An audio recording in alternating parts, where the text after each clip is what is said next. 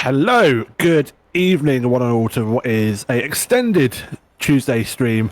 Everyone else is taking a break while me and Scotty here are doing the final delayed series, the Assetto Corsa British Stockcar series here on oNiD Racing. Round 6 of a delayed championship due to round 4 being delayed because of server issues, but we're at Brands Hatch feature race format, 20-minute race with a 10-minute qualifying, and then we get our longer 40-minute race with a 5-minute qualifying towards the end of the evening. Full circuit here, including the full Grand Prix loop, so we will be seeing everything taken into account for this circuit. It's going to be a fantastic race for sure. 13 drivers here this evening. However, the championship is still looking as tight as ever. Alfie Beaver and Pavot overall standings and leading, and pretty much with Cedric Dondolo being best of the rest. 4 points separate first and second, and then further 23 points behind Pavot is Dondolo, and Conti, Fraser, Hill, Peters only separated by 1 point. Zach Silver only 6 points behind Gus. Wood, Beams, Olivia in 11th, Jacob Hine in 12th. Again, points, measly single-figure digits separating some of these drivers. 13th Overstreet, 14th Bain, 15th Ben White, Asker 16th, Capcar 17th, Ely, should I say, 18th, Akapov 19th, Kanoji 20th, Toscano 21st. That is our overall standings, and in the comments with me, we will say good evening. Also, as we try to get the program standards up, obviously not working, unfortunately. But good evening for the final time for AC this season. It's been a delayed week. It's the only stream we have this week because everyone else is being able to put their feet up a little bit, Scotty, aren't they? Yes, everyone else is putting their feet up in front of us. I kind of did over the weekend, missing Sunday, so can't complain too much. But, you know, it has been fantastic watching this series, seeing these stock cars torment their way around British circuits that maybe aren't quite the most suitable for them, but it's been fun to watch either way. The strategy games we have had and the short and chaotic sprint races. It's been a wonderful series, and we go one last time. Brands Hatch, a wonderful British circuit. Paddock Hill Bend, what a great way to open up the lap as the track just drops away from you. Then we've got that high-speed section right at the back end of the GP loop. It is going to be wonderful for this final round. As mentioned, sprint features. So we've got one last chaotic sprint race, no reverse grade this week, and then a more strategic 40-minute race with a mandatory pit stop.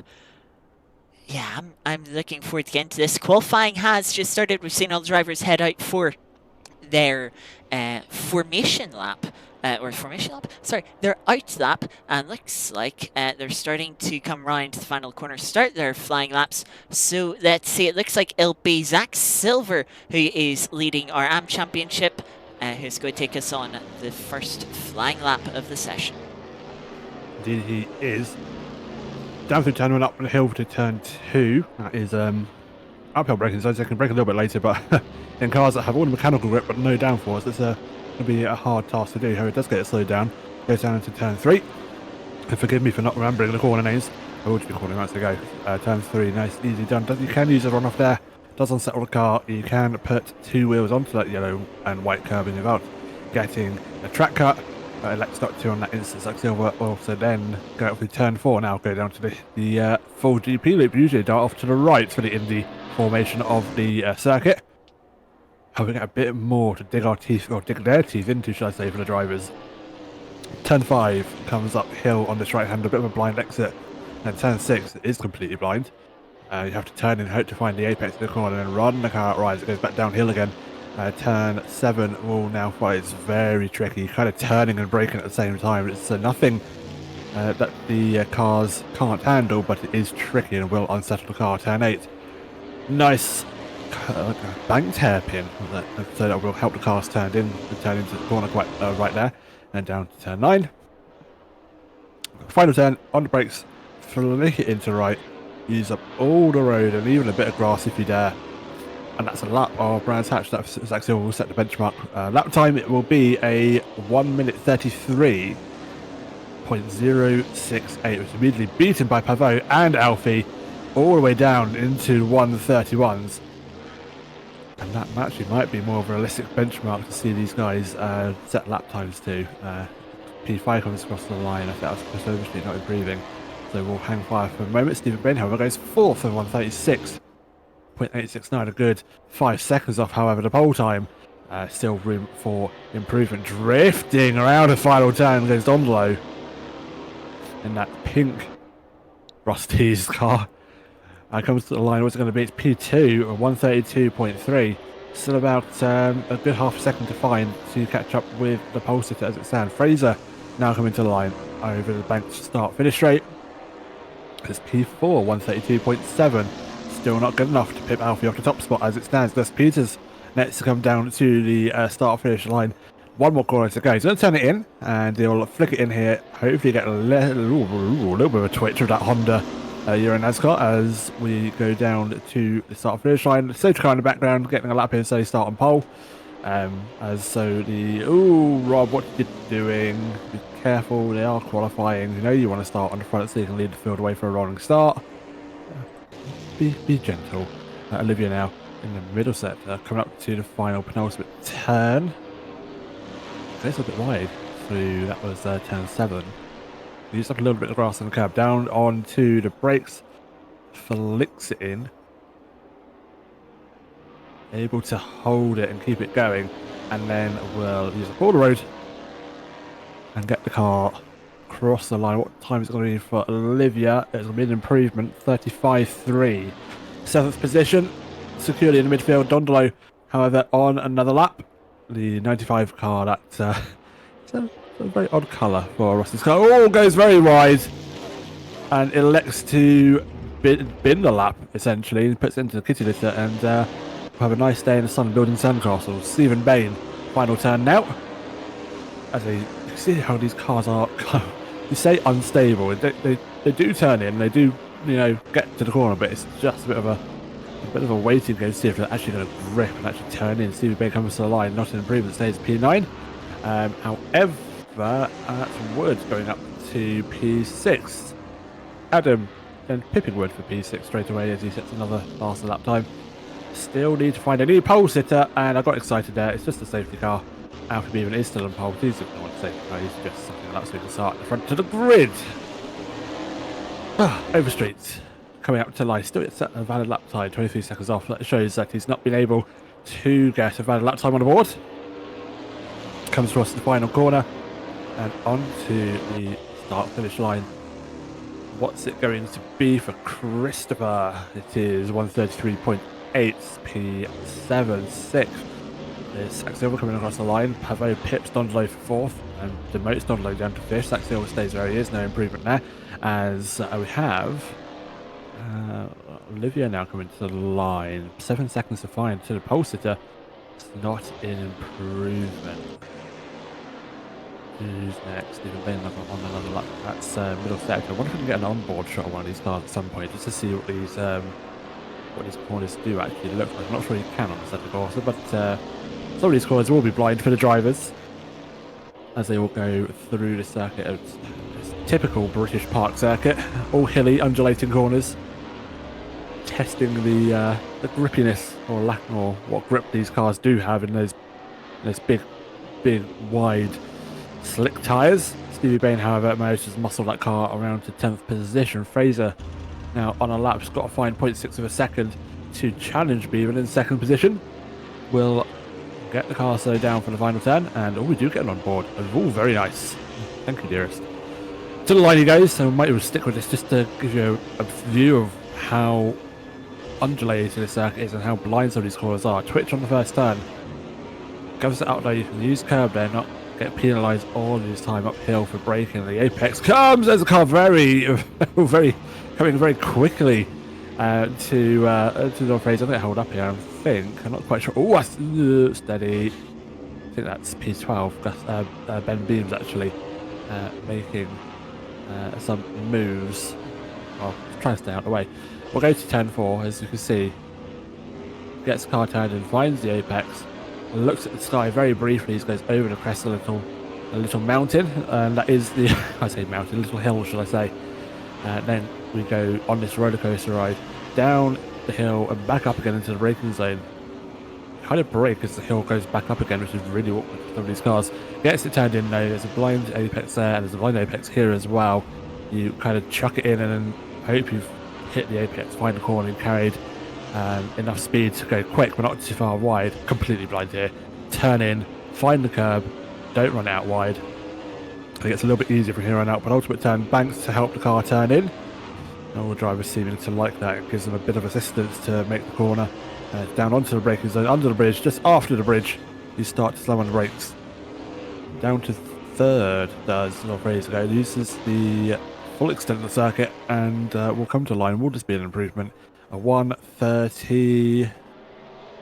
Now I think it was compromised by a slower car on the previous on the start of the fast on the start of that lap, should I say.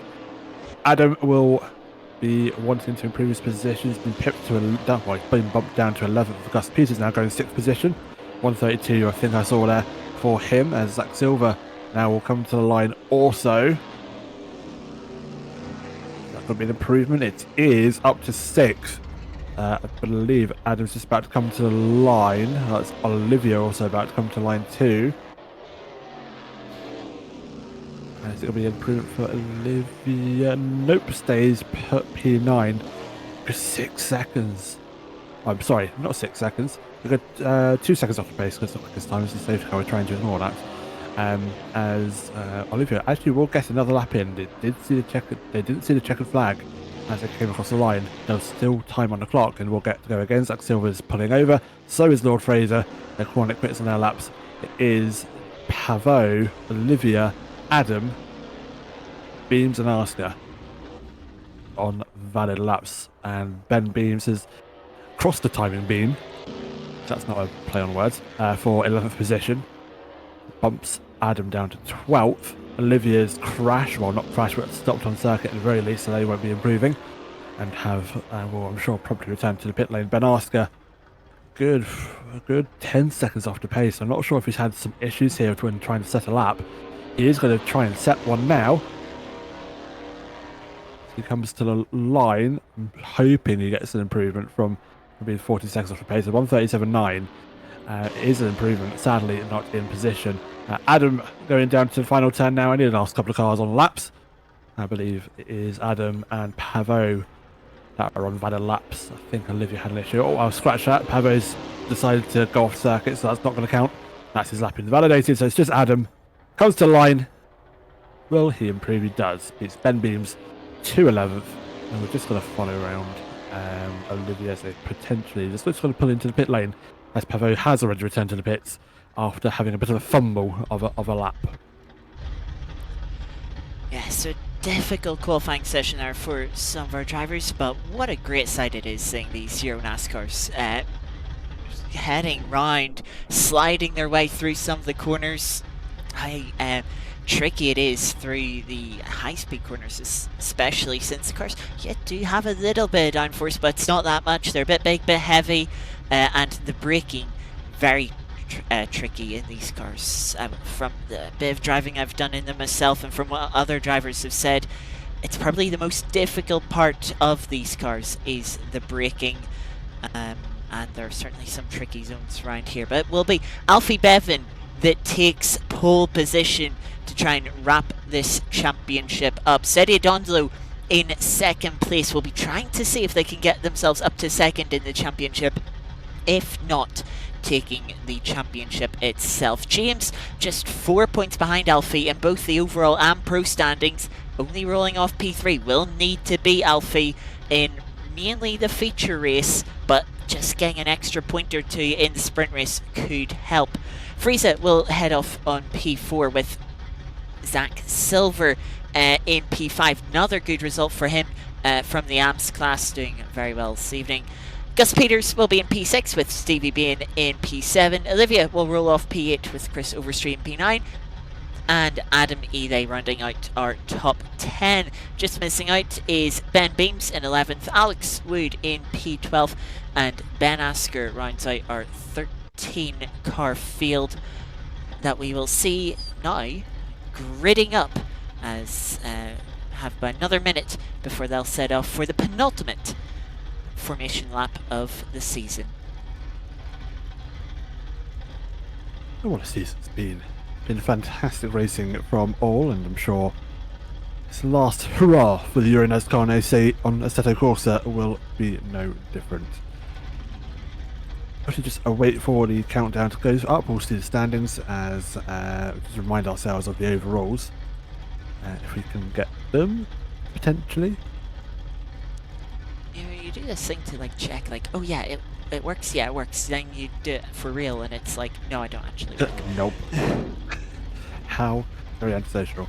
It's very close to the top tier, I do recall that, so we will just keep an eye on Alfie as he does more lead this race away for the penultimate time on the formation lap. Just going to see if I can get the standings up on SimGrid. That might be a better option. So our cars now leading themselves away for the formation lap. And they'll be preparing for one last, for two rolling starts this evening. One of which will be for the feature race later on, and then this one coming up into Paddock Hill Bend. Such an infamous corner to open the lap, open the race. Can everyone get through cleanly? They'll need to take care not to run wide into the gravel. Could lose quite a few spaces on the opening lap. And then not to get their braking right for Druids for the hairpin. We were just mentioning how difficult the brakes are on these cars, and well, Druids may be uphill into the hairpin, doesn't stop it from being a treacherous braking zone, especially when everyone is so bunched up for lap 1. So hopefully everyone will make it through cleanly as they head round the back end of the Grand Prix circuit. Looking wonderful as per usual. Won't be long now before we get going for our penultimate race. Just a couple of corners before we get set off. Yeah, just a very quick touch base of the standings. I've been able to find them. Alfie Beavan leads the way from Pavo with only 4 points with Alfie and James, and for the pro standings, Amstein and Silver is really pretty much wrapped up with Ben Beams a good 37 points away from Zach Silver, so it will be have to take something quite significant for Zach Silver not to wrap up the standings here. But we'll go to the race start Look out for Beaver and how fast can he pull away from Pavot? For only being 4 points behind.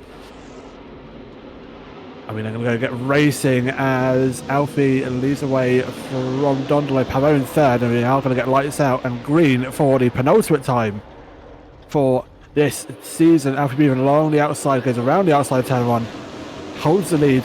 The Pavot having to settle for third as it stands. He needs to get up through those places to challenge for the championship, and he's doing so now as Pavot tries to go around the outside of Dondolo there. Dondolo holds firm. He is outside becoming the inside, and the charge for Pavot to try and catch up with the championship leader is now on. Second place done dusted. Gus Peter sadly having a bit of an incident off the circuit, drops down to 13th, and that is well off into the circuit.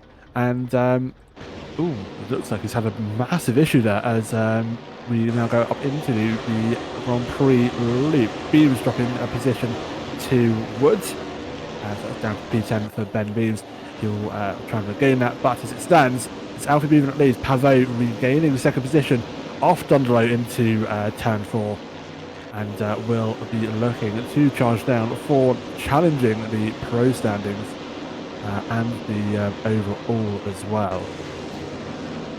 Here goes Stevie Beam trying to attack Olivia through the Grand Prix section, but now coming under threat from Adam Ede. Big slide through the right-hander of Sheep Curve.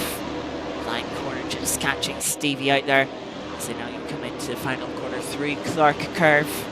Starting to try and catch back up to Olivia, putting some pressure on, hopefully get themselves up into P6. But meanwhile, at the front, a clean getaway. Breaking away already is Alfie Bevan as they try and go for the championship. Pavot, though, is not going to let them just run away with it. Gets themselves up to second.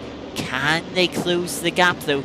Or will Alfie be able to open it up more and cement their championship? A little further back, Adam Ede has made a move on Stevie Bain and has actually hindered Stevie enough that Alex Wood has now got to the inside through left-hander of Graham Hill Bend. Stevie just loses on the place, had a bit of a wobble going into the corner, and now Ben Beams is sniffing on the rear bumper of Stevie, backing up into a little bit of a train here. A little further up though, Zach Silver, our top AM driver, trying to challenge Lord Fraser, who was maybe looking in contention for the championship through the first half of the season, but per result at our endurance round at Silverstone really set them back. And now they seem to be struggling here in fourth place, 2 seconds off the back of Dondolo, who they've been able to closely match throughout this season. And coming under pressure from our championship elect as it stands. But now Olivia also closing in, starting to make this a bit of a three-way fight. Overtaking not going to be easy here at Brands Hatch. So drivers will have to keep hounding, as mistakes very possible, especially when gravel is ever so close to the edge of the circuit. Speaking of mistakes, there is one from Zach Silver running out wide through Clark Curve and opens the door, and through goes Olivia up into the top 5 now for them. Indeed they do, and that is a good move there from Olivia, capitalising on Zach. Maybe just running a little bit too deep into that corner and flipping a couple of wheels into the glass and listening to the gravel as well. However, Zach Silver, you sneaky person around the outside, will become the inside for turn 3, and that's a move done and place retaken. Olivia just a little too tight on the inside of George, clipped the curb and settled the car, and allowed Zach to carry the momentum around the outside, but then Zach wide again into Surtees, allows Olivia to get alongside, and they'll be side by side. Drag race up to Hawthorne's Bend. Olivia getting in front, but will be on the outside line. Will Zach hold it on the inside? They come together on the apex. Olivia ends up spinning off into the gravel. Zach continues on, but that will be one likely to go to a post-race investigation. Meanwhile, a little further up, Dondolo has taken second place as Pavot drops back down to third. The gap now up to 3.6 seconds to the lead, but was looking to hoping to be a championship challenge from Pavot. Hasn't quite gone that way, as we're now a few minutes into our penultimate race of the season.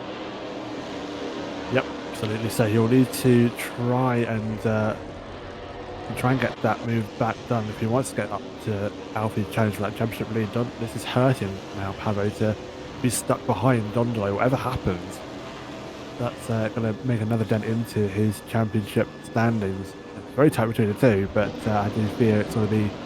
Oh, it's going to be. Oh, it'll be going into Alfie's favour if he can't get back past Dondolo. However, Stephen Bain through turn one, just about gets it done.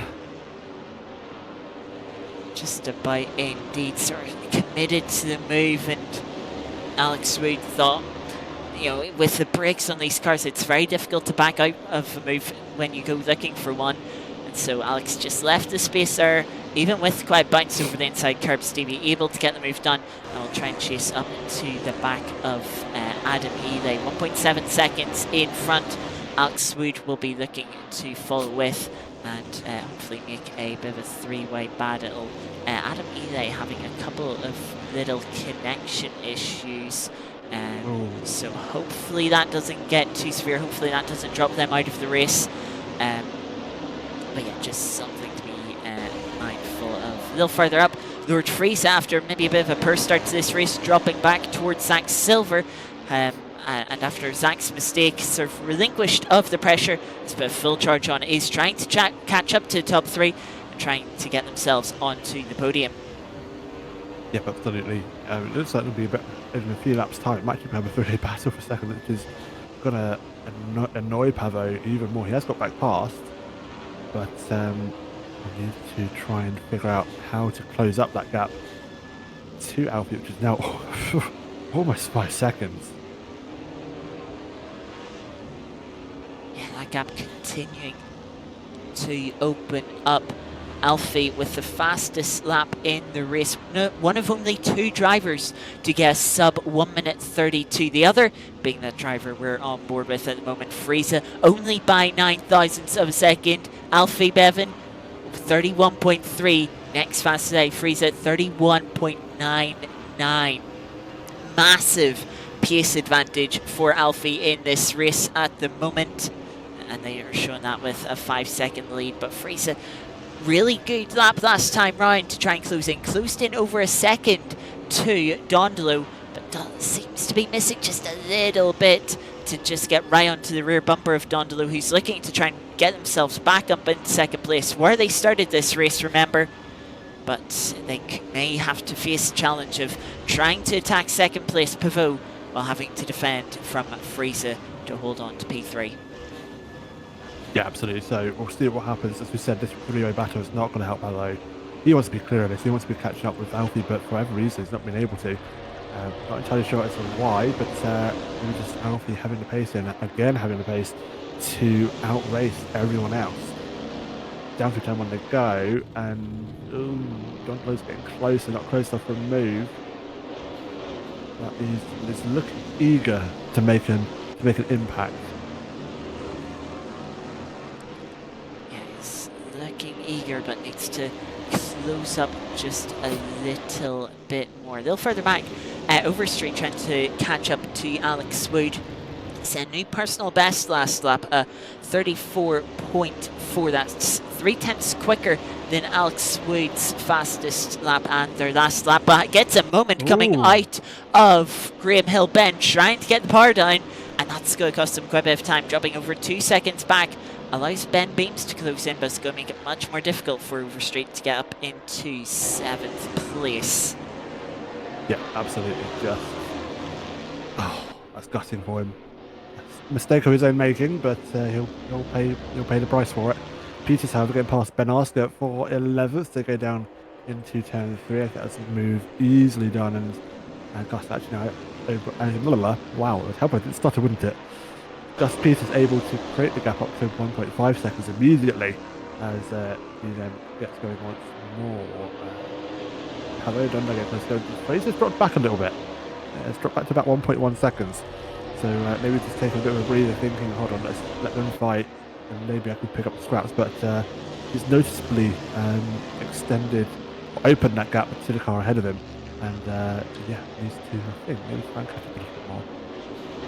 Gap's opening up last time round as we have a flurry of personal bests in the midfield from Zach Silver down to Alex Wooden. Stevie being making a mistake, running out wide through T1 and then facing the wrong way, so come off the gravel, narrowly avoided by Ben Beamser. Stevie will get himself reversed off the racing line onto the grass. Olivia will make their way through as well. Stevie Beam will get going. It'll be a difficult time. Stevie struggled in the early rounds with just having some slides, overheating, especially the rear tires, and then just completely having no balance in the car for the rest of the race, and as such having no pace. Hopefully it hasn't fallen to the same. Hopefully Stevie can sort of refocus himself, find where the balance of the car is, let the tires settle down a little bit, but that big oversteer moment trying to put the bar down out of Surtees, showing how the tires are starting to struggle with that overheating, and showing that, yeah, it hopefully isn't just the start of another sort of downward spiral for Stevie, who's shown some decent pace at points, but has really struggled to string together an entire race.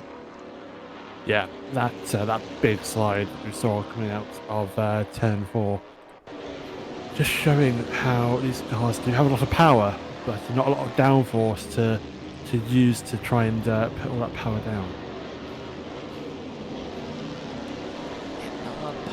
Not a lot of downforce, not a tremendous amount of grip.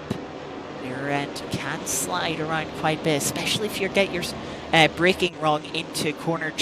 Just realize you're not quite slowing the car down enough, but still try and get into the corner. The rear end can just so easily slide around on you, and Indeed, those slides just sort of compound with tires. They wear a little bit more, they overheat a little bit more. The temperature's not too warm, 11 degrees ambient, 13 degrees track temp, so hopefully it won't be too bad on tires, but if you still slide them around a lot, they will get hot, they will overheat, which they have had a tendency to do this season. We'll continue to follow this fight for second place. Dondolo trying to catch up to Pavot. They're coming up to a bit of lap traffic as Stevie is showing off now at Surtees once again, where we've seen them have that slide one lap ago after the spin at turn 1. Has now dropped them back behind Gus Peters, who takes the final spot in the top 10. But it seems like it's going to be another difficult race for Stevie, though can have a bit of learning, as Dondolo, mistake out of the final corner, has given third place up to Fraser, given up the final space of the podium. Now, the pair of them have over a 2-second gap to Pavot in second. Things have just become a little bit easier for them. Yep, absolutely. But the gap still between him and Alfie is insurmountable at this point. 7 minutes, it started 8 minutes ago, and they'll have to close about 1 second a lap if they wanted to try and gain places back up to challenge for the lead. For now, I think it's Alfie's race to lose. Yeah, it certainly is such a big gap, such a big pace margin.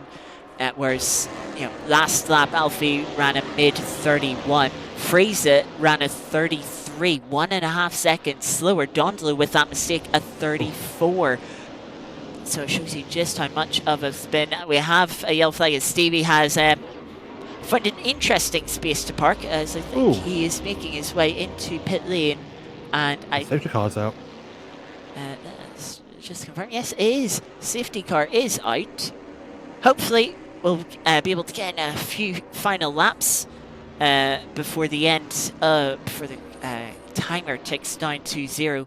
But safety car is out. We'll bunch things up again. We'll eradicate that lead that Alfie Bevan has built up. We'll give an opportunity to those who've made mistakes, like Stevie, like Gus Peters, to maybe make some last positions. An opportunity for Olivia, who, remember, had that contact with Zach Silver a little earlier. The one person who will not be happy with this is Zach Silver, as if they are going to get a penalty for that contact, it could become a lot more severe.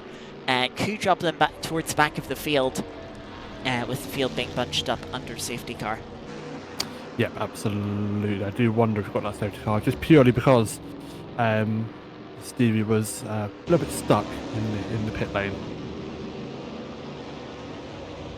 No mandatory pit stop in this race, so we don't expect drivers to be hanging through pit lane. They may want to pit to get new tyres, but but it seems like Stevie's had another mistake under the safety car. It's not going well for him. No, it isn't. He is now a lap down on the pack. We also have oNiD, who's a lap down with those connection issues, maybe playing as part of that, unfortunately for them. They may get their lap back. It is up to race control's discretion with only 5.5 laps remaining. They may just want to get this process and move along with the process, get us a final couple of flying laps. A bit of a longer lap than Thruxton last week, so you know, things just won't move as quickly as they did last week, where we did have to finish the first race under safety car. But yeah, still 5 minutes should hopefully be enough time to get everything sorted. But yes, our field starting to bunch up now with the safety car out, a quarter of the race remaining. Indeed, hang fire as we just await for those for safety car 2 coming in. He's going to go round one more time at the very least. Is our safety car, and it might give us a chance to also clear up some back markers too. Just about enough time to do that if they wanted to, but for now I think we're waiting for the field to catch up. Ooh! Oh yes, they are. Yeah. They're relying on back markers. Okay, there they go. Yeah, back markers are going to try and race their way up to try and catch the field. As our safety car backs the field up, we have Gus Peters just going through turn 1, about to catch up. Ben Asker has fallen back a little bit, so he's a little way back. We'll hopefully catch the queue by the end of this lap when we should go racing, but may just have to miss out depending on how quickly our safety car goes. But safety car, trying to make it easy for everyone, is really bunching the pack up. They're quite a concertina towards the back of the field, as they're nearly coming to be careful. standstill. Maybe a little too slow from safety car. But yeah, hopefully we should get racing at the end of this lap. And hopefully we will get a couple of laps. Lap time's 1:30, so we're looking at hopefully 2 more green flag laps once we get safety car in at the end of this lap. Indeed. Just wait and see. See what happens. Yeah, interesting little safe coverage. If it was because that Stevie Bain spin really went into the pit lane, that could have been the only real thing that would have triggered it. So we'll just wait with anticipation, as the first of 2 races will be going down to pretty much a final 2 or 3 lap shootout. Stevie thought he could maybe get away with something. A little push to pass there into T1 on oNiD under safety car. We have a timing screen that lets us know when cars are in contact with each other. So Stevie, consider yourself warned. We have seen you. Knocking Adam wide into T1 into the gravel does give the spot back up, but that does not help us.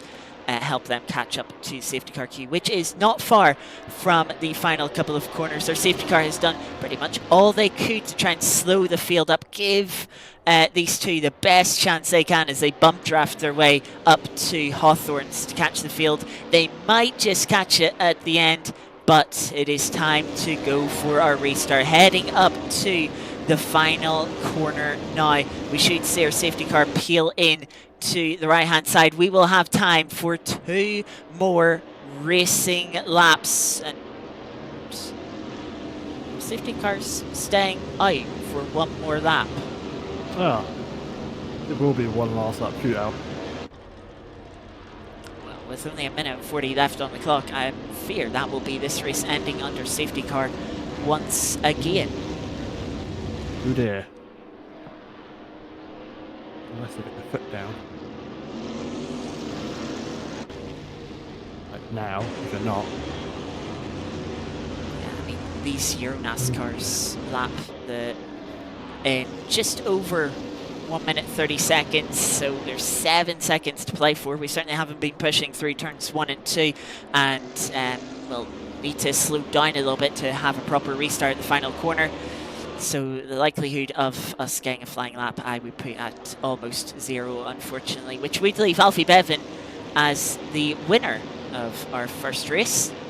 Pivot would be second. Frieza will take the final spot after Dondlo's mistake. That is a little bit of a costly mistake. Thankfully, they made it in the sprint race where the points on offer are not as significant as they are in the feature race. Zach Silver, a good result in the top 5. Our drivers are racing their way around, and you can see it is spreading the pack out. Whether they will take a restart from this, we'll have to wait. We'll have to see. But it looks like we do have drivers making a couple of mistakes, changing positions. But now Alfie Bevan backing the field up into the final corner with less than 10 seconds to go. Even if he was to floor it now, he'll not make it to the line. So that will signify the end of the race as Alfie Bevan comes up to the line.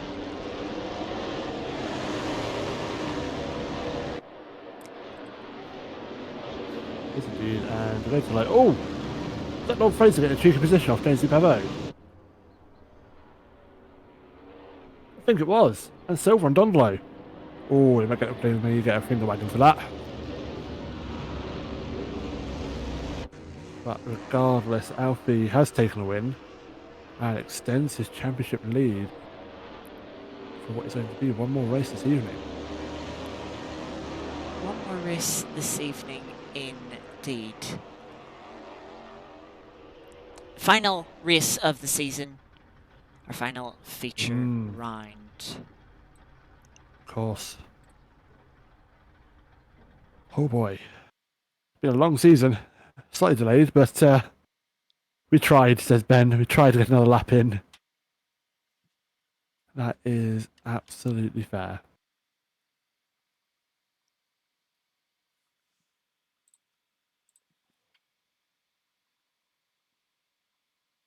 And now we wait. Just wait for the server to restart again and we'll go racing once more. And yeah, it's going to be an interesting final race now. Next race, double the length of the race we just had, but a pit stop is on the card. So we'll need to stop for a mandatory pit stop for this race. And that will be done. And within the half hour, so I think the pit window opens at 10 minutes, closes at 30 minutes. Pit window opens a minute, well, essentially by a minute into the race, and closes in with 1 minute to go. So they essentially have the entire race to make their mandatory pit stop. It is, of course, up to them whether they change tyres or not. It does cost them about 9 seconds extra, but new tyres could be quite useful for them. Give them a little bit of extra grip, especially in the first couple of laps. They give a lot more grip than they do for the rest of the stint. So yeah, it may be something that is quite useful for them. In the meantime, while we wait for the server to come up for the second race, how about we have a little look at what's coming up in store for Season 5 of 2025 in oNiD Racing. Let's have a look.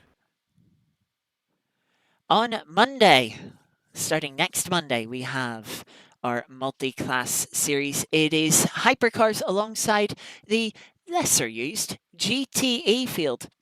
Already, very quickly, I've first to fill up of all of our series on Monday. The grid is packed with GT cars, hypercars. I'm really looking forward to see how that series does. Of course, GTs, as I said, not getting used as much, so it'll be great to see them in action. Hypercars, as we've seen quite a bit this season as well. Yeah, it'll be great to see how they fare with each other. It is a similar format to last season that I will quickly just remind myself of. But yes, it is a same 65-minute race that we've seen last season, but we're back to normal fuel usage, normal tire wear as well. So a little bit more traditional, a little more similar to our previous Monday season from season 3.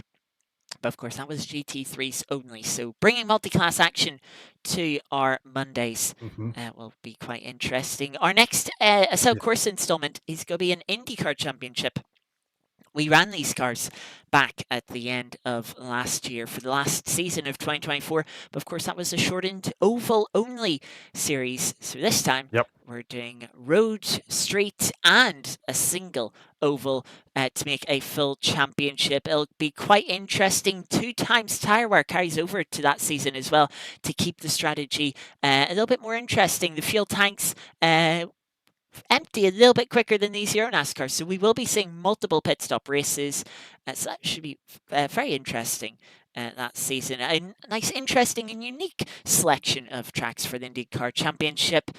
Single, one main race for every weekend. So yeah, make sure you tune in, and with a set lap count, as well as safety car rolling start, much like we've had throughout the Euro NASCAR. That should be quite interesting.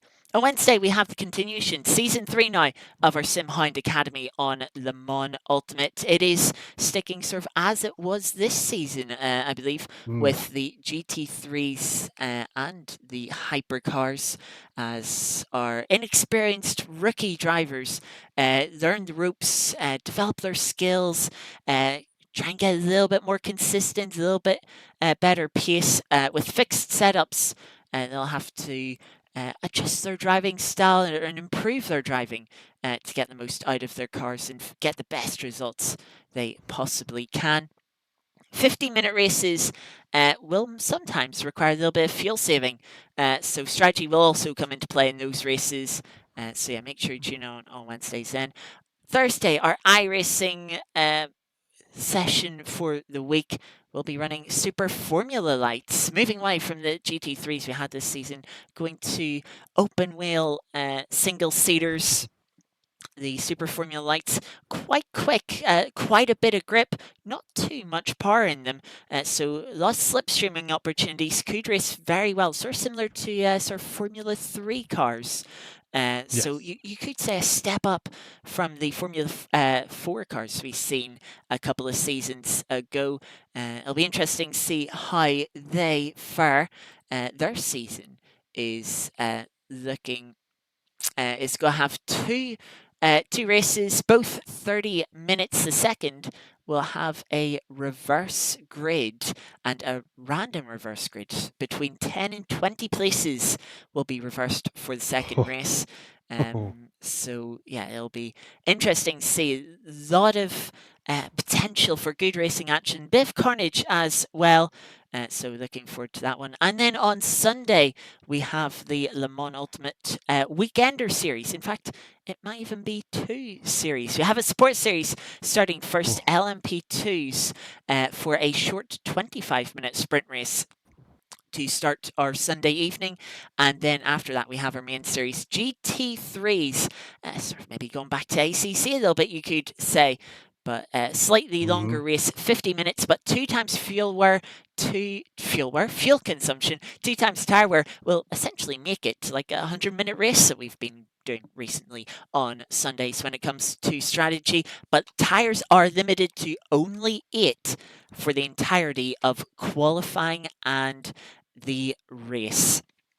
So drivers will have to be careful. We'll have some interesting decisions. When do they use? They'll have to use a new set in qualifying. Do they use 2 new sets in qualifying and only leave themselves used tyres in the race? If they leave themselves a new set, when do they use it in the race? At the start? Halfway through? There is plenty of decisions to be made, especially when weather will also roll in. Looking forward to that one. It should be another good racing. Hopefully, just as much strategy, just as much action as the 100 series, hopefully, but in half the time space. That is what we have coming up for Season 5, starting next or upcoming Monday in 6 days' time. Aiden, what are you looking forward to most? I am looking forward to the Super Forms. I love a bit of open wheel racing. So Thursday nights, I think it's going to be the good nights for me. I'm looking forward to that. But generally, I think there's something there for everyone this season. I know we're pretty much signed up now. We're signed up opened about a week or so ago. But yeah, I think that's where my mind's at the minute. Yeah, it will be great to see how they all fare, but that is what we have for next season. And yeah, while we've been talking, and of course, been getting ready, it is nearly time. Not time just yet, but it's nearly time for our second qualifying session. As a reminder, for our final race, we will have a 5-minute qualifying session. Very short with 1.5-minute lap times. Drivers will only get about 2, maybe 3 flying laps if they're quick. So they'll need to get a bit of a move on. And then we will have that 40-minute race. Mandatory pit stop, rolling start as usual. But yet, it is nearly time. Qualifying is just starting. But yeah, final race about to be upon us. Indeed. Last time for these years as cars come to qualifying. I'm sure they'll give us a good show for the final qualifying of this evening, of this season, let's say.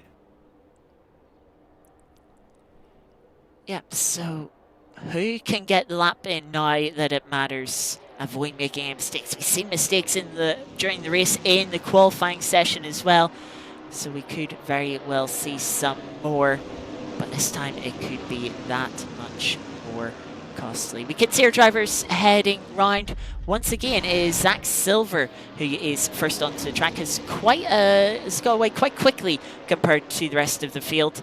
But track temperature's a little bit warmer now, 19 degrees for not just ambient, but track temp as well. Into the final corner for Zach Silver. Let us jump on board with our championship elect for the amateur class of the season. Yes, that's pretty much, yeah. Amateurs all sealed up now with Zach Silver now going on to his first flying lap. He's our AMS champion for the season, if my interpretation of the standings is correct. I think he can still be beat, but it is a very outside chance. Essentially, he would have to not score. So as long as Zach finishes this race, he is AM champion. But for now, we'll just enjoy this lap on board as he now comes through turn 30s. And then making his way towards Hawthorne's quick right-hander coming up, down into third gear, carrying about 150 kilometers an hour through the quick right-hander. Now to Westfield Bend, as Aidan mentioned. Difficult to see the apex, and Silver just runs it in a little too deep. Gets the car pulled up, doesn't run wide on the exit, but will have compromised their minimum speed. Now through the quick right-hander of Shane Curve, spotting the apex and getting on top of it quite nicely. Now into the cambered Starling's Bend penultimate corner, using the exit curb quite nicely, and now has run towards the final corner. Into the right-hander, gets the car turned in nicely, balance the throttle, try not to slide the car too much, gets good traction.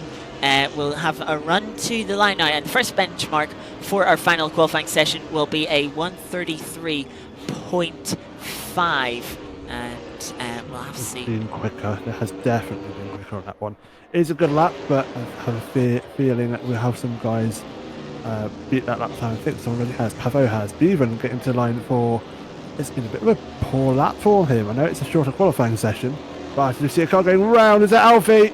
It is. That is Alfie spinning on the first corner of his second flying lap. The first lap being subpar means that Alfie will not get another qualifying lap. He's going to immediately leave pit lane, but with only a minute left on the clock, that is not enough time to get around to start another flying lap. Alfie will have to start from back of the grid. Adam Ely just coming up to the line is struggled. I think that might have been an out lap for them.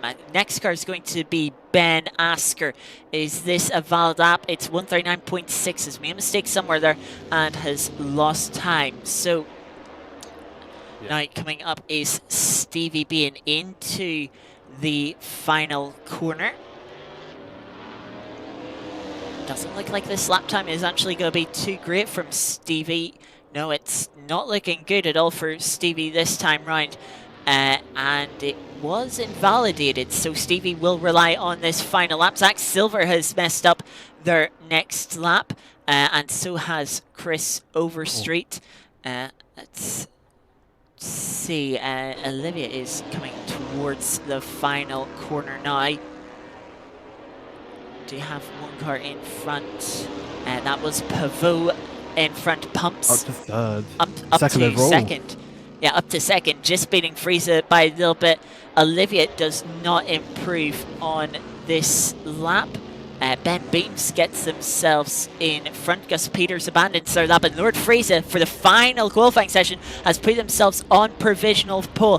Pavot, one of the few drivers quick enough to get round to start a third and final flying lap. Alex Wood up to P7. We know Alfie Bevan isn't getting another lap in. Adam Ide bumps themselves up to P5. That's a great showing from them. In front is the AM Championship leader, Zach Silver, as well. So great showing from him. Stevie being now coming through the middle sector into Sterling's Bend, is looking for really any lap here to get himself off the final grid position. Just the final corner to go now. Swings it in to Clark Curve. Don't run it too wide on the exit. Gets the power down, and I will shift up the gears towards the line. Takes the shortest distance possible, and puts himself, if I look to the timing screen, bumps up to P11 ahead of Overstreet and Ben Asker. So up a couple of positions, but maybe would have liked a little bit more. Very quick, very frantic qualifying session. And let me just run you through the order. Our final pole position goes to Lord Fraser, who has struggled in a couple of rounds recently, taking a podium in the first race, pole for the second race here.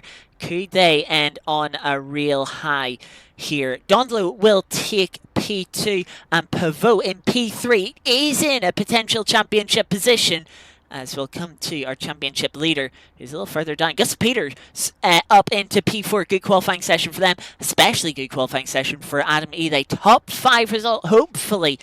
Fingers crossed, no technical issues for them like we had in the first race, and they can hold on to that good position. 40 minutes, though, it will be tough to do so. Zach Silver, our AM champion-elect, will start in P6, have Alex Wood in P7. Ben Beams takes P8 with Olivia in P9, and rounding out your top 10, a driver you wouldn't expect to be this far back, dominating the first race and a dominant pole position.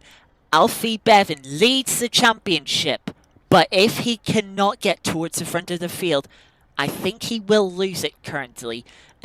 Just knowing how the points are, how close the championship is, and the point spread for this feature race. Just behind them is Stevie Bain in P11, missing out on that top 10. Christian Overstreet will take P12, and last on our final grid of the season will be Ben Asker in 13th position. We can see our cars all lined up one final time. Hopefully this will be a good one. When will the drivers make their pit stops? When will Alfie make his pit stop, being buried in the pack? Can Friese hold on to the lead? Can Pavot have another good start and get in front of Dondlo for second like they did in the first race? Well, we will have to find out after one final formation lap. The season starting to draw to a close. Such a shame, but what a fantastic season we've had. The safety car will lead them away for the final time on the final formation lap, and then we'll get going with another rolling start for the final time in this season. It's been fun, Scotty, hasn't it? It's been really entertaining to watch. But now all eyes on Alfie as to see if he can get up the field and challenge Pavot to save his championship fight. Yeah, to lose it on the final round as car with, I can't remember. Just see, that was Stevie. Interestingly, for someone who has struggled so much with tire temps this season, having a spin at T1 there. Ooh. That's not going to do the tyres any good. We've mentioned it a couple of times this season, but the tyres, they're really sort of peaky in a way. The first 2 laps, they are just so much better. They lose quite a bit of grip after those first 2 laps, but then they do really stabilize. But with a spin like that, Stevie will just be taking down that grip, sort of eating into that sort of freshness of the tire, losing that initial grip and putting a bit more heat into them. They do have tire warmers on, so the tires actually start a little bit hotter than they ideally would want to be. And yeah, Stevie, that little spin is not going to do much good. Hopefully it is not a sign for things to come. Hopefully it is not a continuation of his struggles that ended our first race. Hoping not. It'd be a shame if it was, but we'll see. So go up through the final sector. Side by side they remain, and it is Fraser Dudley that will lead them away. Pavot not too far behind. The gap between him and his nearest competitor is 6 positions. I wonder if that is going to be the pivotal moment of this championship. It could be indeed. We're coming up to the final corner now. For one final time, we will have our drivers put their foots down, floor their way to T1 in double file for a final race start. Safety car is in, the green flag waves, and we are away for one final race here in the British Stock Car Series. Dondolo down the inside at T1 is trying to take the lead from Fraser. It looks like a clean move, and it looks like they've got it done. Pavot holds on to 3rd place and is trying to challenge Fraser now after that poor start. Everyone bunching up behind as well. We're seeing plenty of positions change, and round the outside, Pavot now with the inside into Graham Hill Bend will take P2 from Fraser. Awful start for them as they drop from the lead down to 3rd. Indeed they do. Hang fire for now. We'll see what they can do as Alfie make up positions now, go up into P5, which is what he needs to do, and he's trying to do everything he can to do so. Side by side now with Zach Silver, who's on the inside to Hawthorne. It reminds you of their fight with Olivia last race, where that ended in contact. This time, though, both drivers make it through. Alfie a little bit wide on the exit, but thankfully for them is able to retain that top 5 position. As we have an instant further back, Ben Asker is in the wall, and the safety car is out on the opening lap of our final race. Ugh. I'll settle things down again. Now we wait. Take another breath as we await the field just to gather up once more, and the safety car will calm them down as we start this 40-minute race with a bit of an eventful first lap. Eventful first lap indeed. Pits are open for any drivers who want to make their mandatory pit stop, like Gus Peters, like Zach Silver. They'll be hoping for another safety car this race, as they're likely going to put new tyres on. This because, well, you're under safety car, why not? Oh no, that is a very short pit stop from Zach Silver and Gus Peters as well. They've just satisfied their mandatory stop. That is no new tyres for them. So yeah, they're hoping that this early pit stop will let them eventually jump in front of some other drivers. Alfie Bevan up to P4 with that now, with Gus Peters pitting from in front of them, right on the tail end. And Stevie Bean, more adventures under safety car. Oh dear. That is not good. Not good at all. Yeah. Just keep going. Yeah. Just so. Will have given himself a little bit of damage, as I think our drivers made a little bit of confusion after Stevie's mistake there, so they try and reorder themselves. But meanwhile, at the front, it is Sedia Dondolo. A great start. He got to the inside and took the lead in T1 on Fraser, who's dropped back to P3 as Pavot went round the outside of Jurds. I must say, I'm a little bit surprised how many moves we've seen round the outside of Jurds. You know, usually it's a corner that you just want the inside for. If you don't have the inside, it's not going to work out for you. But our drivers, they're making it work tonight. They are, just about. It's always nice to see. But, nice clean racing for the majority. A couple of instances that we've been unable to keep a track of, but what I can tell you now, it looks like safety car is coming in to the pits. Safety car is pulling away as Ben Asker's still in the pits. Ben Beams just trying to catch up to the back for the pack, but safety car is in, and we're green flag once more. 36.5 minutes to go, and Alfie Bevan taking their pit stop as the safety car comes in. Interesting strategy here. Obviously banking on another safety car to close the gap up, as that will drop them to the back of the field. Fraser trying to get up to the inside into Druids. This is where they were when they lost second place to Pavot on the opening lap. They're using it to try and retake second now. Is it going to work out, or are they going to miss out like they did on the opening lap? Pavot tries to run them wide through Graham Hill Bent. Fraser keeps their feet in and now finds themselves with the inside into Surtees, and maybe this will allow them to get the position. Pavot not able to hang it around the outside, and will lose out to Fraser for P2. And breathe. Fighting away like I don't know, like madmen, but they aren't keeping each other fair. Oh, Stephen Bainoff. Never mind, spoke too soon. Spin coming out of Surtees there. A little too ambitious with the throttle. I see Overstreet was fighting with Zach Silver, who now makes his way up to P8. Gus Peters up to P7 after that pit stop on the back of Olivia. Will be trying to put pressure on. Let's go on board as Gus runs a little bit wider, drops him a little further back. See Adam Ely getting onto the grass a little further in front. That allows Olivia to close up, and if a good exit T1 might be able to put some pressure on into out of the final corner, put some pressure on into T1. With the slipstream now is Olivia. Adam sort of running the middle of the road. They close in, but Adam holds on for now. They do indeed. It's under threat for Olivia there. Now, I'm curious as to how.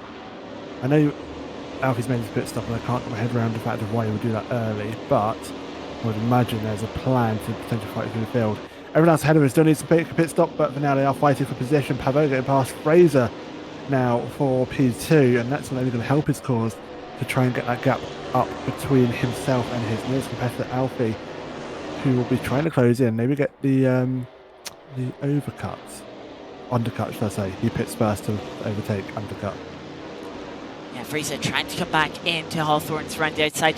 Can't quite make it work as we have action in the mid-pack. Olivia coming under pressure from Gus. Nearly three wide is Zach Silver trying to fall through. Maybe looking to the inside of Gus as well. Backside of that one thinks better of it.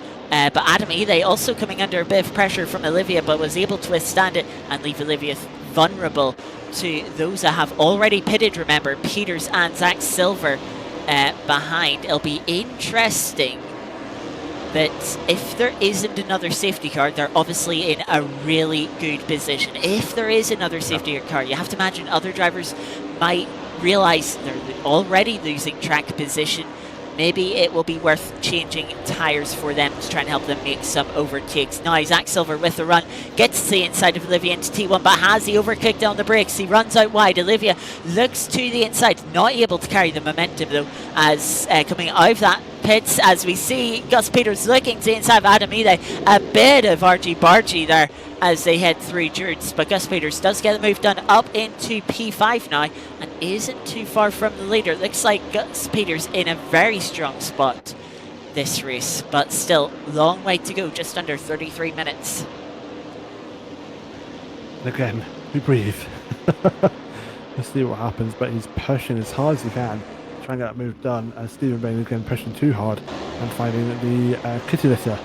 Unfortunately, he does rejoin and is able to continue, but it's going to be a day for him to forget.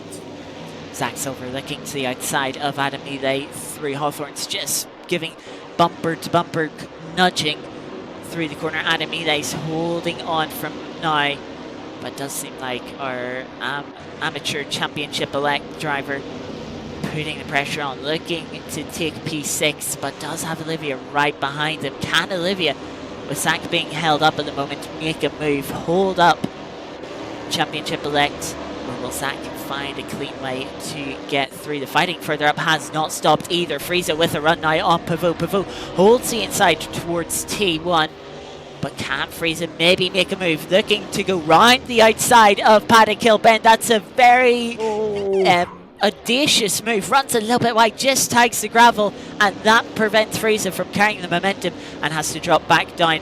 Zach Silver trying to make the move on Adamide. Looks to have got done, and Adamide left vulnerable.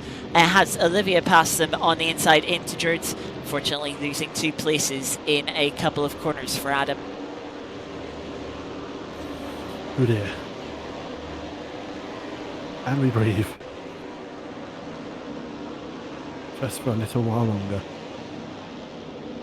So do continue to fight up into turn 4 they go, but I think Adam is licking his wounds a little bit, thinking, hold on a minute, let's just hang fire for a second, see what happens here. Need to try and figure himself out. We'll jump on board with him and up into now the second part of the circuit. But Olivia looking nice and tidy and keeping that car well under control. The drive back through the field for Alpha Beaven not truly working, up to 10th now, but still has people ahead and needs to pit. As you see Stevie Bain back in the wall again. Is that going to trigger a safety car? It is. The safety car is out on circuit.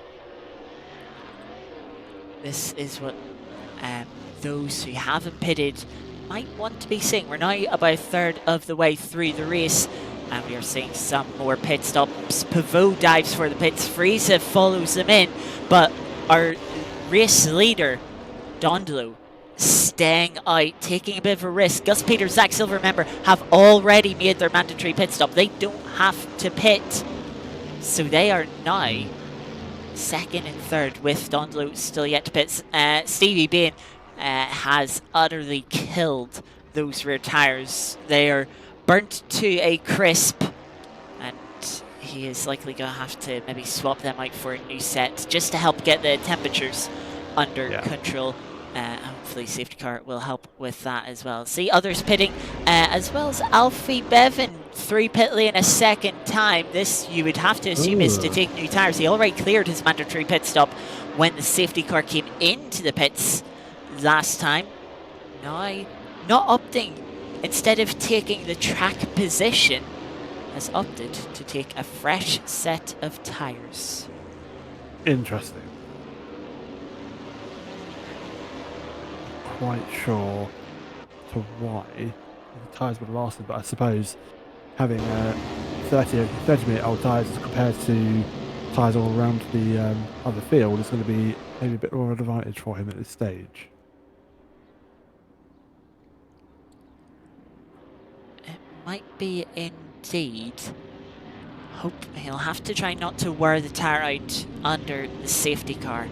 As mentioned, it does have that peak at the start of the stint that, you know, is really when the tyre, a new tyre is at its most beneficial, and you have to take advantage of that. After that, the advantage of a new tyre is quite minimal compared to an older tyre, especially this far into the race. You know, we're only 10 minutes in, and a few of those minutes were under our first safety car. Yep. So we seen at Donington, Pivot, one of the few drivers, opted not to change tyres, and that decision allowed him to jump to the lead. And despite the 2 drivers behind him, I believe it was Dondolo and Frieza, having new tyres, they were not able to make a pass in the final 8 minutes, I want to say. So old tyres with track position seemed more favourable at Donington National a few rounds ago. Yeah, no, absolutely. Brands Hatch, different track. Will the new tyre maybe just be that little bit more beneficial? Potentially, I think so. Quite probably. It's a very demanding circuit here for tyres. It's undulating continuously. So the hills and the bank turns do help the cars turning, but the tyres do take a beating here. I'm not entirely sure if that is at all caused by, or isn't helped by the track surface or the track being quite heavily undulating. But we'll see what happens in the next restart. people have taken pits and taken tyres and feel that's obvious. I'll just see if it pays off for them at this point. So just need to find out what happens next, essentially. We've got just under over 25 minutes worth of racing left. So we'll see what people can do. Still plenty of laps to turn, still some people to make pit stops. You can see the pit stops on your screen now. Steve Bain still yet to make a pit stop, and with how difficult it's been so far, I have to imagine a bit surprising he's not made his pit stop. It's going to be difficult for him to find himself going forward. Olivia in 4th place, still to pit, and of course our race leader, having taken the lead into T1 on the start, is one of 3 drivers to make a pit stop as Stevie Bain's struggles continue. Out of 30s again, finds himself facing the wrong way despite being under safety car. It is a season that showed potential at times, showed some decent pace, but unfortunately has unravelled a few too many times for Stevie's liking. Never getting to grips with the car, never getting to grips with the tyres, and unfortunately there's maybe one race at Castlecoe. I believe he did grab a P6, but that seems to be the only race where Stevie has shown us what he potentially could have done. Meanwhile, the front safety car is starting to pull away. We are getting ready for our second restart of the race through the final corner. Donlow leads Gus Peters. Remember, Donlow still yet to make their mandatory pit stop. Donlow and Zach Silver in 2nd and 3rd have done so. They come across the start finish line. We get the green flag and they're away, racing once again into Paddock Hill Bend. Zach Silver on the inside of Gus Peters, immediately trying to take P2, will run side by side now towards Stewards. Usually you want the inside, but the outside has been what's worked today. Not the case this time round. Zach Silver taking P2 from Gus Peters with the inside on Stewards. Yep, absolutely. So they'll continue in formation as they go downhill. Side by side in the background, but they now seem to have sorted themselves out into single file. A couple of cars challenging each other, as you see Alfie Beavan trying to fight his way back through, not to be able to do it there on Lord Fraser, and will just hold position. Actually, it's a bit of a run through turn 4, and maybe able to get alongside, has a bit of a run, gets the nose alongside. It's not going to be enough to actually make a challenge for position, unfortunately. They will give it a good crack though as they go to the corner, and they make the move? No, missed it. No, they didn't make the move, they stay put. Of course, Fraser, one of the front-running drivers, will not be as easy to overtake for Bevan as some of our usual midfield drivers, but Fraser getting a good run through Westfield Bend, gets a run on Ben Beams and gets themselves up to P6. Now it's up to Alfie outside into the penultimate corner, 3 Starlings Bend. Ben leaves the space on the outside and Alfie gets moved on up to P7. Our field's still relatively compact. Pivot, our other championship contender, getting themselves up to P4 as Stevie's day continues to unravel. As just further back, Adam Ely making a move on Alex Wood, saying a personal best lap of the race for them despite being off a restart. Big slide through turn 1, gathers it back up, but we'll need to avoid that as issues at Jared's corner. Multiple cars off. Pavot finds him up to 2nd place. Zach Silver, Gus Peters fighting hard. Frieza was deep and contact into Graham Hill Bend. Both cars go spinning and was looking like maybe a great strategy call, pitting under the first safety car. Zach Silver and Gus Peters doing donuts at Graham's Hill Bend. It has all unravelled. They now sit 10th and 11th. That is gutting. Alfie's gone up to P4, only 2 positions back from his championship rival. Things are now starting to heat up once more. Championship currently looking like Pavot is in 2nd. Of course, Donlow still has to pit. Bevan is in 4th. After the first race results, I believe there is a 6-point gap between the 2 of them. So if I have to check the point scoring for the feature round, but I do believe if Pavot wins this race, I believe he would be champion no matter where Alfie finishes. If he is second, I believe he would need Alfie to be in P4.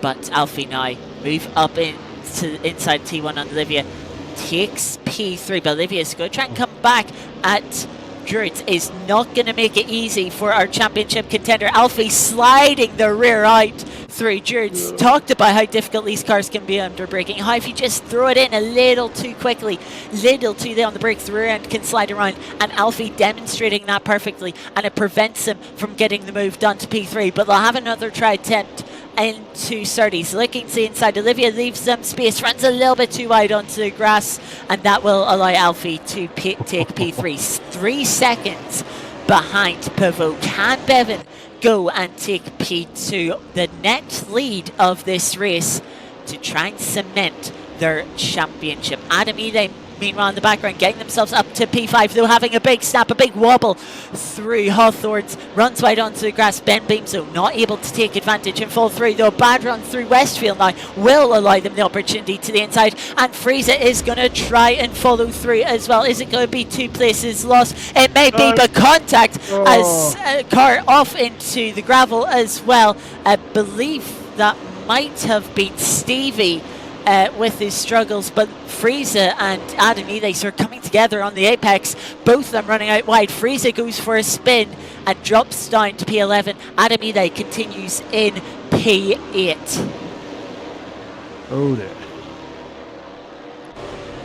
And breathe again.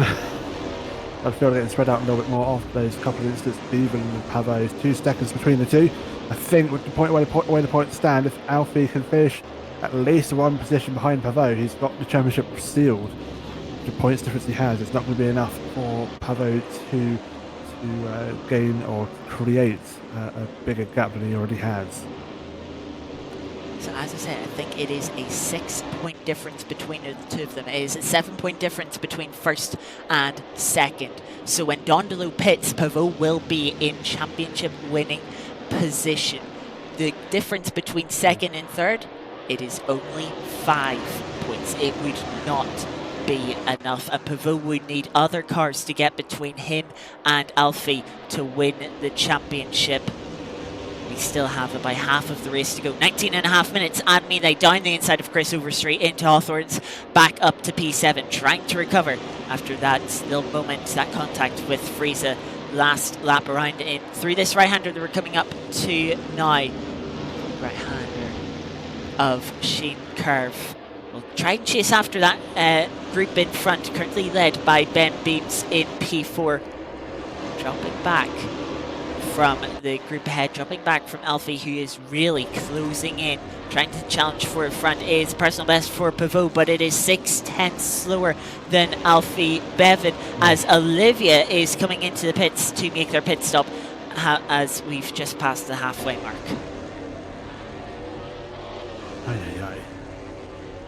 I'm guessing that slowly but surely, 18 minutes and 40 seconds to go. Still all up in the air. Who knows, might have another safety car come up. We'll keep an eye out for that. That always throws a curveball every now and again. Yeah, we've already had 2 safety cars this race so far. We had a safety car in our sprint race, so you'd have to imagine we will see 1 more at least before the end of the race. Just hoping we don't end this race under safety car.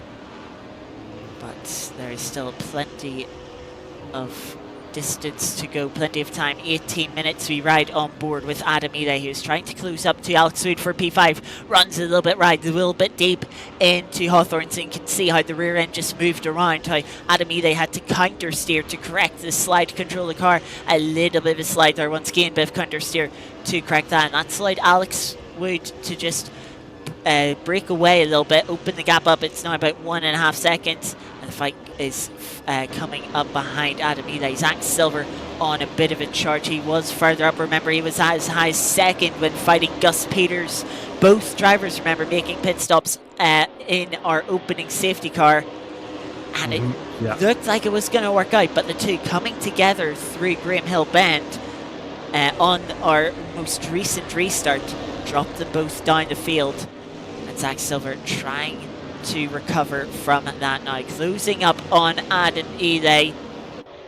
Not quite close enough, or is he? He looks to the inside into Jurds, but ultimately is not close enough for a move though. Just trying to unsettle, pressure Adam Ely into a mistake. The sooner Zach Silver can get a move done here, the sooner he can go chasing after Alex Wood and Ben Beams are up in 4th and 5th place, which would be great results for the pair of them if they can hold it there. As we said, plenty of race to go. Zach Silver will want to try and bump them down one more spot, but first he has to get past Adam Ely with the slipstream towards Hawthorne's Bend. This might be the opportunity now. Indeed, it might be slipstream, but not quite there, unfortunately.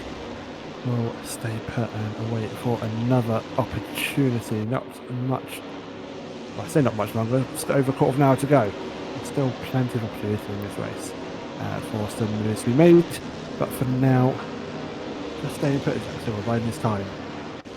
Let's go on board with Zach Silver closing up into Sterling's Bend, but deciding better of the move. It is quite a short braking zone in there, and as tempting as a move can be, sometimes just have to think, I would not get it done. See different lines through the final corner. Adam Ely carrying more speed into the corner, but much less speed out.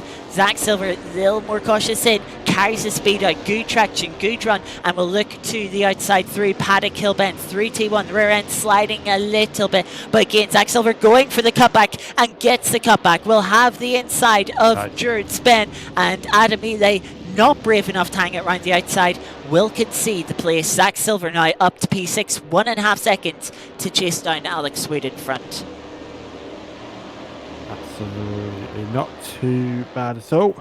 We'll get that position and go running with it. As said, Wood not too far ahead at all. Right within his eye shot, of Zach Silver's eye shot. Oh, running away there is not going to help though. Different couple of wheels on, costing a bit of momentum. And Adam in the background will start to close in once more.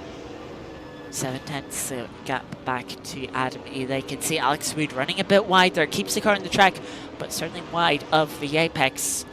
Giving up a bit of time, like Zach Silver to close in.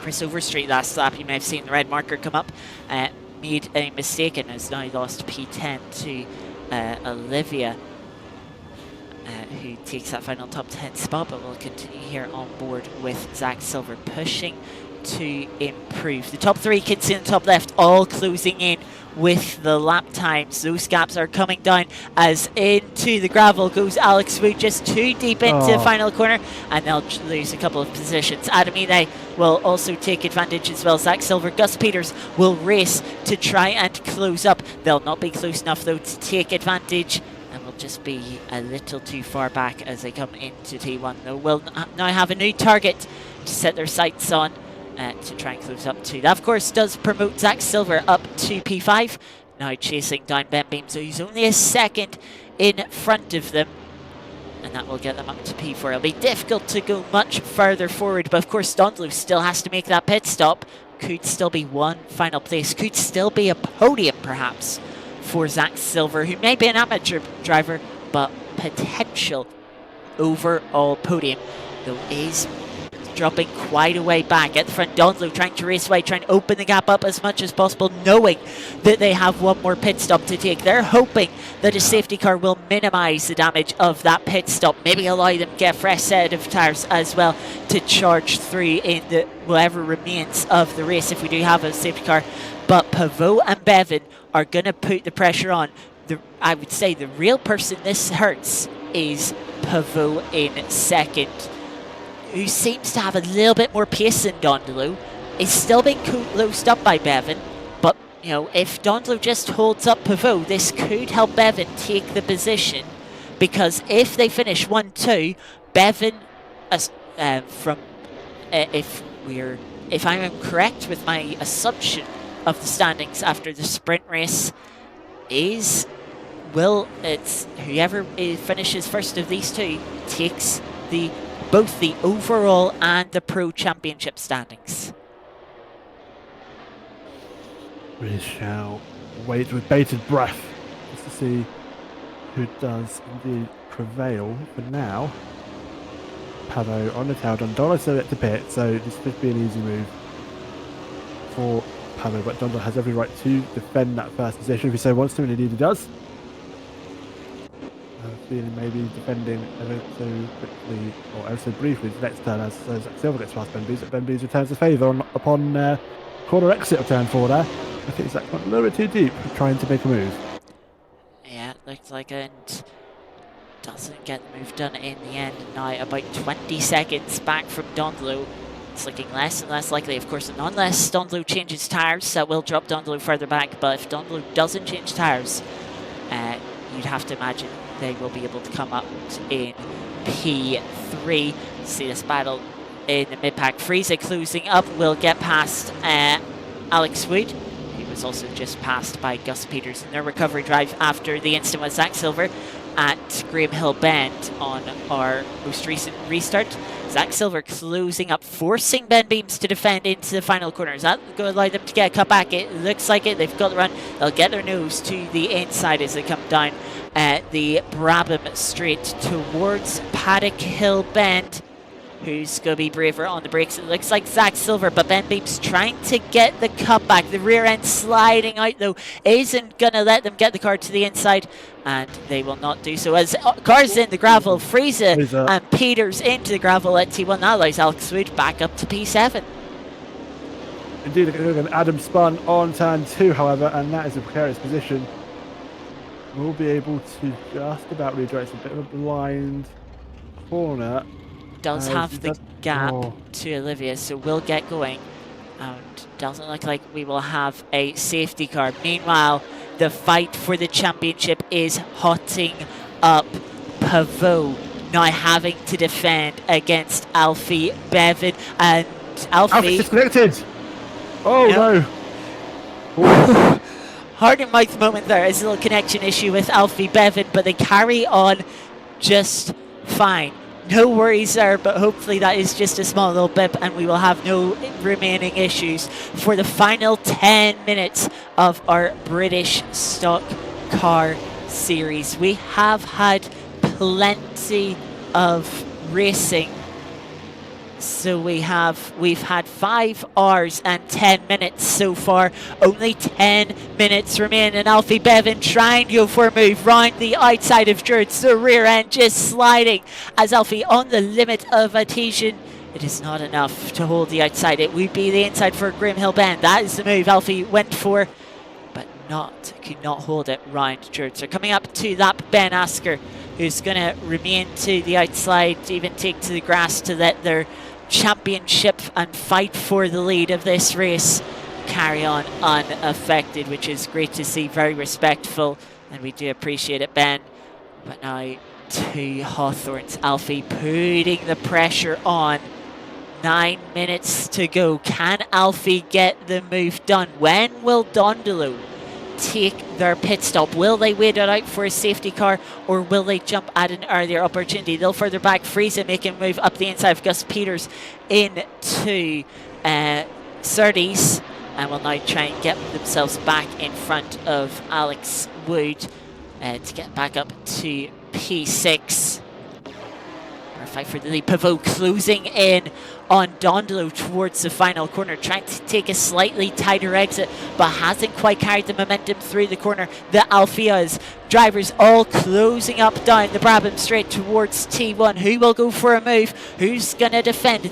Slightly defensive, slightly tighter for Pavot, as we see Stevie Bean continuing their struggles off into the gravel and down the inside, sending it is Pavot. Alfie trying to go around the outside, gets still bodied. They're bumper to bumper. It is chaos. I couldn't tell you exactly what happened there, but somehow they all come out the way they went into that corner. An ambitious move from Pavot. Maybe a bit of desperation as Alfie thinking about a move into Surtees, but thinks better of it. Taking a wide entry is going to try and get a better exit for the run to Hawthorne's Bend. Will have the slipstream helping them a little bit, but of course Pavot will also have slipstream from Dondolo. Closing is Bevan, but not close enough for Hawthorne's Bend. The braking zone is way too short for the quick right-hander, but Alfie just put them in a place to find an opportunity through this back end of the circuit, through the Grand Prix loop, as again Pavot takes a slightly tighter line, compromises him a little bit, but Alfie's car gets a little unsettled over the curb, loses him a bit of momentum as they have to correct the subsequent slide. But then it's roles reversed through Shane Curve. It's Pavot trying to gather the car up slightly and onto the grass on the exit of Stirling's Bend.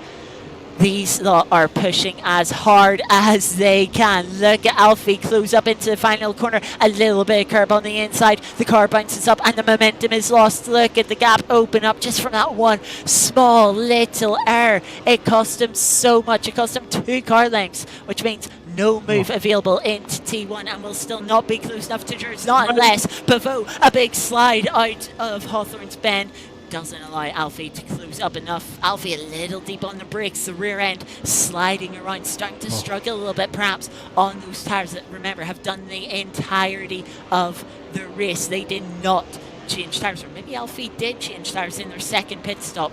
Remember, they did take 7 pit stop, but Pavot, we don't believe, has changed tyres. Unfortunately, we don't have that information. Maybe that is just giving Alfie a little bit of an edge to help close him and put the pressure on Pavot, but it has not been enough for a move just yet. Alex Wood fighting with Lord Friese. Friese putting a move down the inside. Alex Wood getting the cutback, but Friese now with the inside into Graham Hill Bend. Will get the move done, just leave Alex Wood on the outside, and that's going to let Gus Peters get through as well for P7. Cheeky, but that's move done. See what we can do if we fight back. We're back to the top battle here for the, this is now the championship. As Pavot, Alfie close together with Donlo leading the way, and Donlo still got to stop.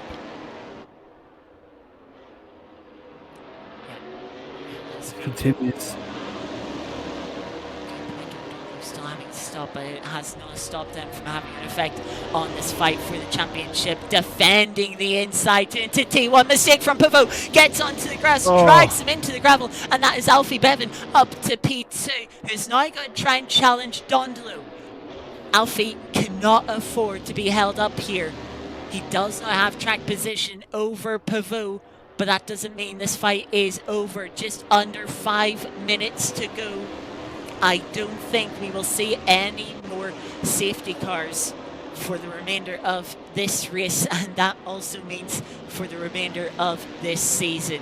Alfie Bevan, now in the net lead of the race, is going to try and take the lead on track before Donlu pits. Donlu has the decision here. Do they pit and let Alfie continue into clean air with the lead of the race, or do they stay out just to keep Alfie behind, sort of as they've done with Pavot for the last 5-10 minutes?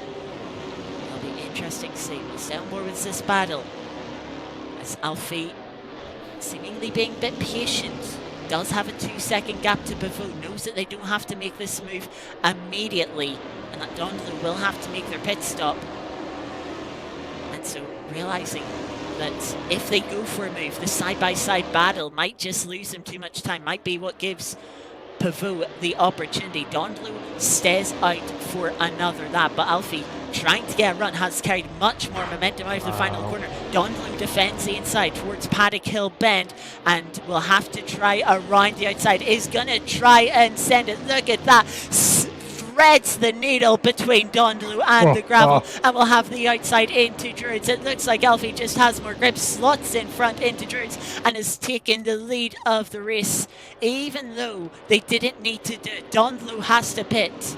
Bevan takes the lead on track with a great move around the outside of Paddock Hill Bend, threading the needle ever so finely, and will slide their way out of Surtees, hanging on to the car. Pavot watches on to see their hopes of the championship fading ever strongly now, relying essentially on a mistake from Alfie Bevan at the front, or a mistake from Donlu that would unfortunately collect Alfie.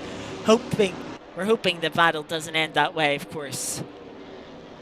But No, absolutely. We want to see more racing, hard and clean and fair. We don't want to see him make mistakes or capitalise from other people's downfalls. That would be mighty unfortunate. But but it does look like at this point in time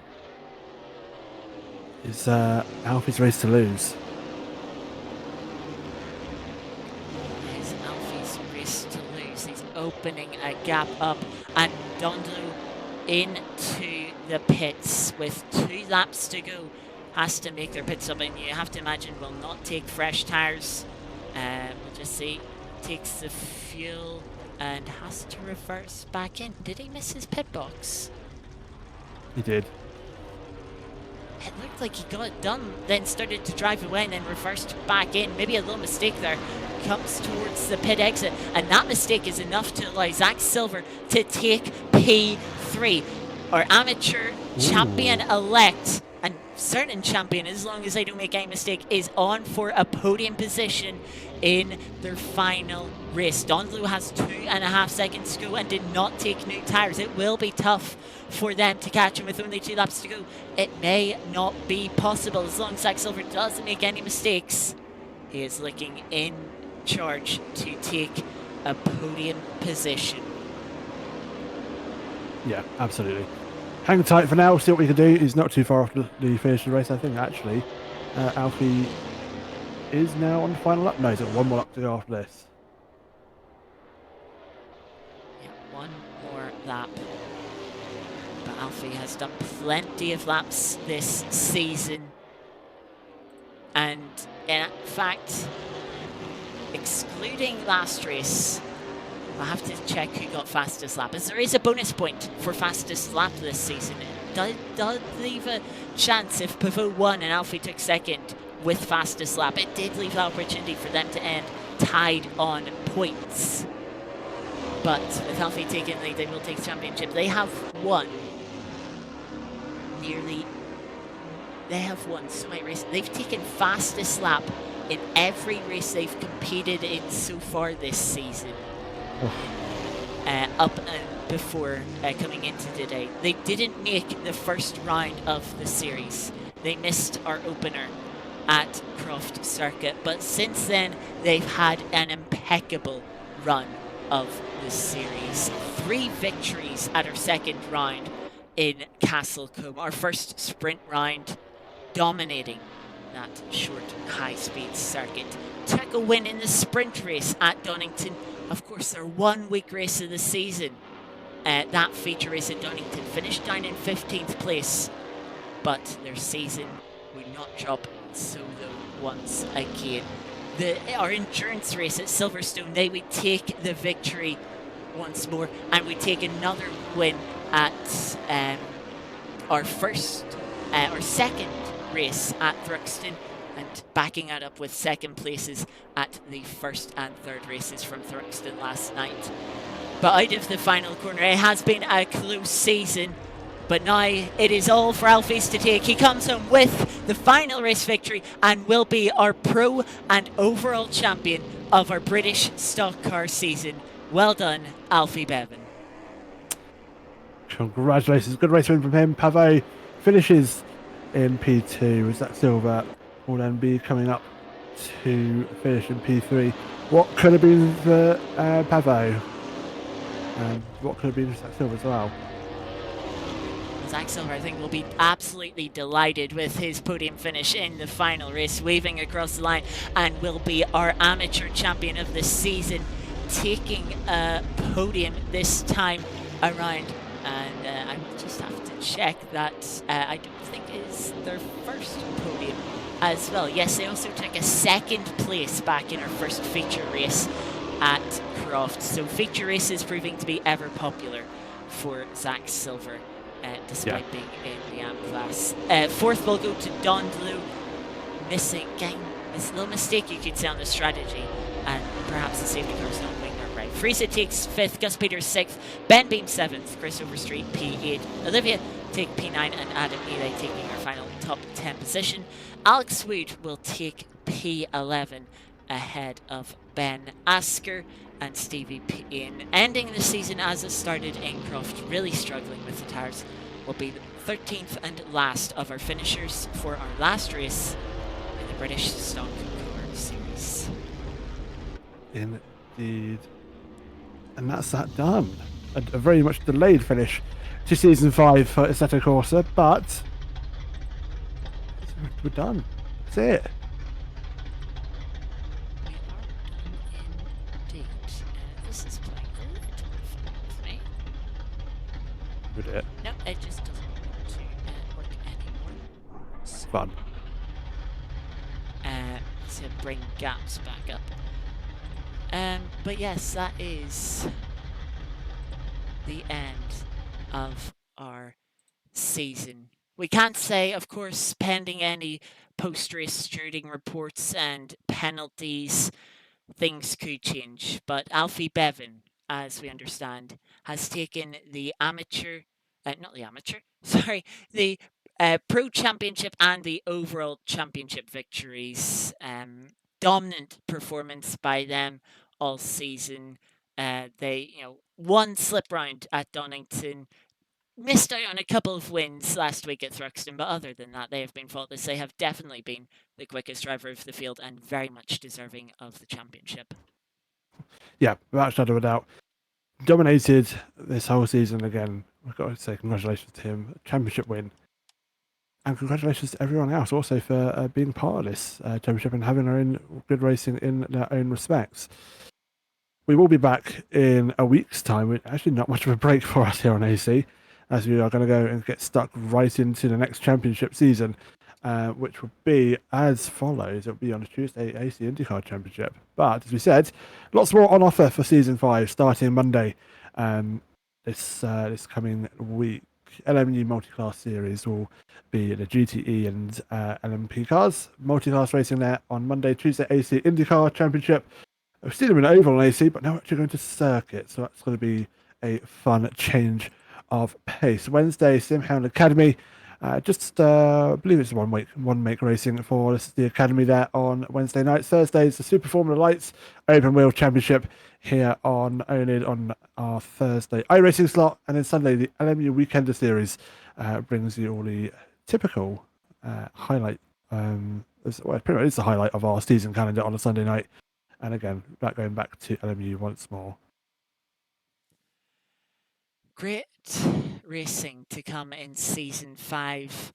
As mentioned, it does start next week. No week break for us here, but it's a week break for every one of our other series before they get going next week. It will be great racing. I'm personally looking forward to taking part in the IndyCar Championship, where Ben Might will be rejoining the commentary box and guiding you all through what will hopefully be some wonderful races once more next season, as we are getting ever closer to the end of the year. But that is it for season 4 of 2025 here at oNiD. It's been a wonderful season. We have seen great racing amongst all of our series through the summer, as we've returned to 6-round series. And yeah, I cannot wait to get back into next season. Any final words for the season, Aidan? Bring on the open wheelers. Bring on the open wheelers, indeed. We return on Monday with the Mon Ultimate Multi-Class Series. Make sure you join us then and for all of our series for Season 5. Thank you all very much for joining us, and until next time, take care, have a wonderful rest of your week, and we will see you next time. Good night. Take care. See you very soon. Good night.